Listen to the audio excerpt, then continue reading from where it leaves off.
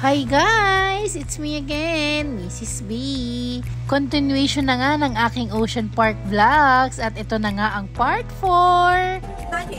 And then, 3 order of chicken. 3 order of sausage. And 3 order of yeah.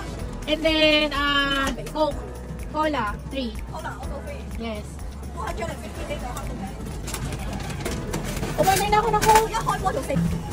Thank you. Thank you. Bebe, oh. Chocolate. Sausage, $30. After nga namin magmerienda guys, pumunta na kami sa Panda. We're here at the Panda. Tingnan natin kung cute bagong panganak daw yung Panda. Ayun o. Ano yung bagong panganak? Ayan ang kamukha. Nakita ko na sa Hong Kong. Baby, ayan na. Ayan o. Kumanaw. Aman na naman. Tapos na kami makita ang Panda. Ngayon naman ay sasakay kami ng mga rides. Sige po. 2.5 ko lang. O yeah, para kita. Go!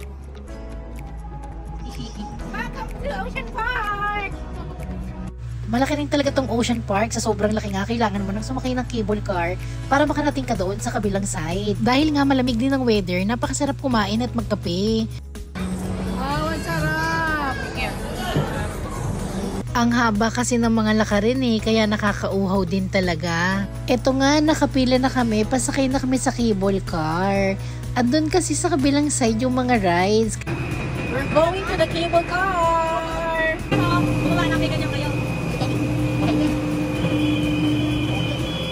Ano, ate? Tignan nyo naman tong magmami, parehas may topa. Ako pa eh. Ay! Yan. Diyan ka. Ayaw mag... Oo. Dahil nga maliit ang cable car, ayan, 2 cable car kami, pero magkasunuran lang naman.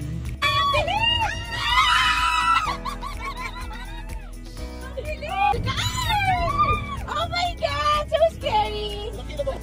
Cable car! Day off mga OFW! Day off ni Ethan at ni Joy! Ang feeler, maka-Ethan at saka si Joy. Kasi, di ba si Ethan at si Joy dito rin sa Hong Kong.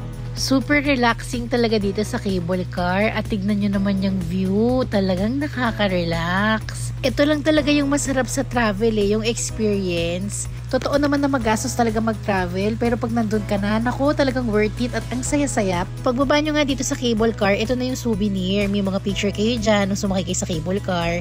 Kung gusto nyo kunin, pwede naman. Pero syempre may bayad yun. Kakatapos lang namin sa napaka-intense na cable car. Scary! Ngayon naman ay sasakay kami sa mga intense na ride dito sa Ocean Park. Maraming mga gandang rides dito. Ayan, mga... Guys, are you ready to ride? Let's go! Grabe, nakikita ko lang sa TikTok yan dati mga roller coaster na yan. Sasakyan na natin ngayon. Ito nga yung pinaka-intense na rides dito sa Ocean Park. Napasubo talaga ako dito at ewan ko ba kung paano nila ako napapayag sumakay dyan. Tignan nyo kung anong mangyayari sa akin after ito Oh, kaya pa? Guys, hindi namin mag-video kasi intense yung ride. Intense yung ride, bawal mag-phone. Hindi pa sumasakay, stress na. Lord, ako na bahala. Ang kulit kasi yung mga sinasama pa ako. Grabe guys, 1 minute lang yung ride pero parang mamamatay talaga ako. At guys, video after the ride. Nasusuka ako. Nakakapag yung tuhod ko. Masakit sa puso.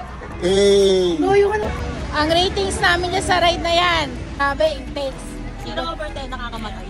Hilong-hilaw ako, nawala kaluluwa ko. O yung mga gusto talaga mag-walwal dyan sa rides, sakyan nyo to sa Ocean Park. Pagbaba nyo, hindi nyo nakilala kung sino kayo. Susukan muna ako guys. Ayan nga si Neldy, nasuka na rin. Pero kung hindi naman kayo mahiluhin katulad namin, ayan, sobrang dami mga gandang rides dito. Kayo na nga ang bahalang sumakay. At guys,